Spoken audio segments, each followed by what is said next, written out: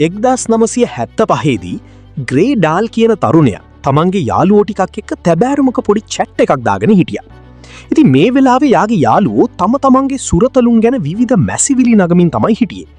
බල්ලා ගෙදර හැඩි කරන හැටි, පූසා කරන කරදර, මේ සත්තු මේන්ටේන් කරන්න යන වියදම වගේ නොයෙකුත් චෝදනා තමයි උන්ට තිබුණේ.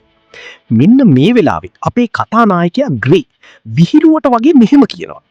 එහෙනම් ඉතින් හොඳම දේ තමයි සුරතලෙක් හැටියට ගලක් ඇති කරන එක. කන්න බොන්න දෙන්න ඕනෙත් නෑ, ඇවිදින්න එක්ක යන්න ඕනෙත් නෑ, මැරෙන්නෙත් නෑනේ.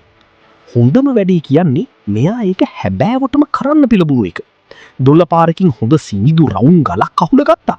සුරතලුන් දමාගෙන යන විදිහේ හිල් සහිත පෙට්ටියකුත් හදාගත්තා. ඊට පස්සේ මේ ගල් සුරතලාව ඉඳවන හැටි, නිදි කරවන හැටි, ඇවිද්දවන හැටි වගේ කරුණු අඩංගු පෙට් ට්‍රේනින් මැනියුවල් එකකුත් ඒ පෙට්ටියටම දැම්මා. ඊට පස්සේ මෙයා මේක විකුණන්න පටන් ගත්තා.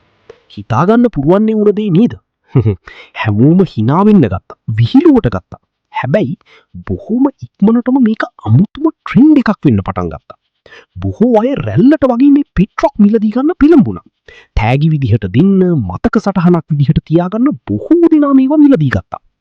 ඔහු මේ එක ගලක් විකුණුවේ $4කට ආසන්න මිලකට. මාස කීපයක් යනකොට ඔහු මිලියනපතියෙක් කරන්න මේ පෙට් රොක් බිස්නස් එක සමත් වෙනවා. 1975 නත්තල් සමයේ ලොකුම ට්‍රෙන්ඩ් එක වුණේ ග්‍රේගේ මේ පෙට් රොක් බිස්නස් එක. ඔයා අහලා තියෙනවද මෙන්න මෙහිම දෙයක්?